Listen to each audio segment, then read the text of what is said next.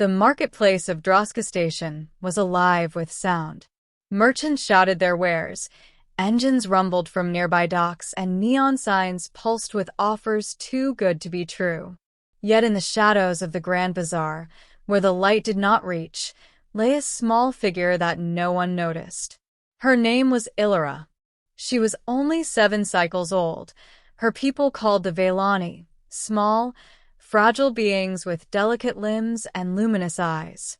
But one of her legs was twisted, broken long ago, and never healed. She dragged herself across the ground with her thin arms, the way other children dragged toys. No one helped her. She begged for scraps at the edge of stalls, but merchants shooed her away with harsh words. Shoppers turned their eyes from her, pretending she wasn't there. On Droska, weakness was a burden, and burdens were ignored. She grew used to the pain, to the whispers of broken thing and pitiful creature. She learned to hide her tears when other children ran past on strong legs. But hunger was harder to hide. That day, her stomach gnawed at her insides so sharply she cried out without meaning to. "Please, food," she whispered. The crowd flowed around her like water around a stone. And then, Boots stopped in front of her. She looked up, frightened. A human stood there. He was tall compared to her, broad-shouldered, with a worn jacket and a face lined not by cruelty, but by years.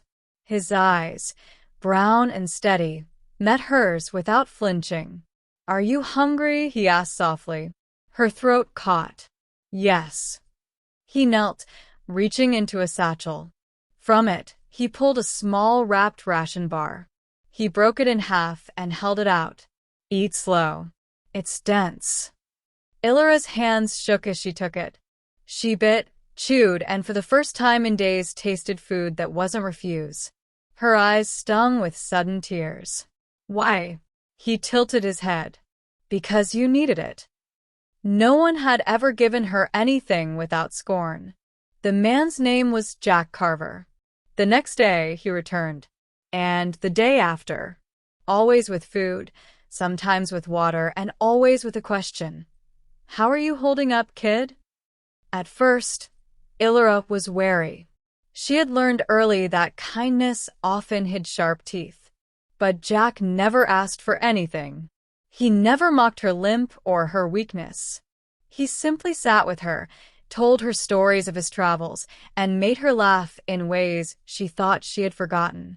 One evening, as station lights dimmed to mimic night, he asked, "Where's your family?" Her tiny hands clutched the cloth of her ragged tunic. "Gone." "A sickness. No one would take me after." His jaw tightened. "So, you've been on your own since then?" She nodded, tears threatening. "I am broken. No one wants broken things." He was quiet for a long moment. Then he said, "Maybe they just didn't see right. Maybe you're not broken, just waiting for a chance." The words lit something inside her chest. One day, he didn't just bring food. He brought a box. "What is that?" she whispered. "Something I've been working on," Jack said. He opened the box to reveal strange metal rods, small gears, and bands of flexible synth fiber. "It's called an exo-brace. It'll help your leg." Her eyes widened, frightened. "Fix me?" He smiled. "Not fix. Support. You're already whole. This just makes moving easier." Gently, carefully, he fitted the device to her twisted leg. It hummed softly as the gears engaged. "Try standing," he encouraged. Ilyra hesitated. She pressed her palms to the ground, pushed up, and gasped as her weight shifted onto both legs. It was shaky, uneven, but for the first time in her life, she stood. Tears streamed down her cheeks. I can." Jack crouched beside her, steadying her with one big hand. "You can. And tomorrow, you'll take a step." Step by step, day by day, she learned. The exo-brace word with every movement, awkward at first, but soon becoming part of her. She stumbled, fell, cried, but every time, Jack lifted her gently, never scolding, always patient. "You're stronger than you think," he told her, and she began to believe him. The other children noticed first. The little broken thing was walking, slowly, shakily, but walking. Some mocked her still, but others stared with awe. "She's not useless," one whispered. The merchants noticed next. The human who had taken in the cripple was teaching her, feeding her, laughing with her. Whispers spread through the bazaar of the strange pair, man and child, who ate together and shared stories. For Ilyra, the world shifted.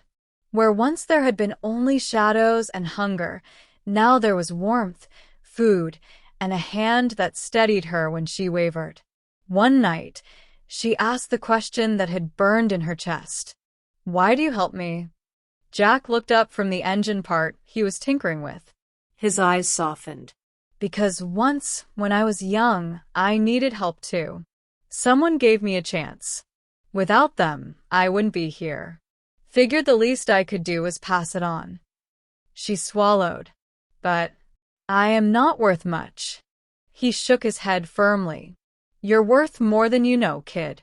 Don't ever let anyone tell you otherwise." Her heart swelled. For the first time, she believed she wasn't nothing. Months passed. With Jack's help, she not only walked but ran, her laughter echoing in alleys where once there had only been tears. She learned to cook simple meals, to fix small tools, even to read human words. She was no longer the broken alien girl. She was Ilyra, bright, curious, alive. The people of the bazaar began to greet her differently. Some even smiled. Not all, not many, but enough. And always, Jack stood beside her, unflinching. Years later, travelers spoke of Droska Station and the little alien girl who walked with a brace that hummed like song.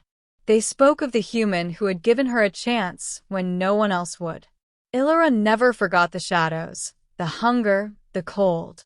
But more than that, she never forgot the moment Jack knelt before her and offered not pity, but possibility. No one had helped the little broken alien girl who couldn't walk, until a man did. And because of that, she walked into a future brighter than she ever dreamed.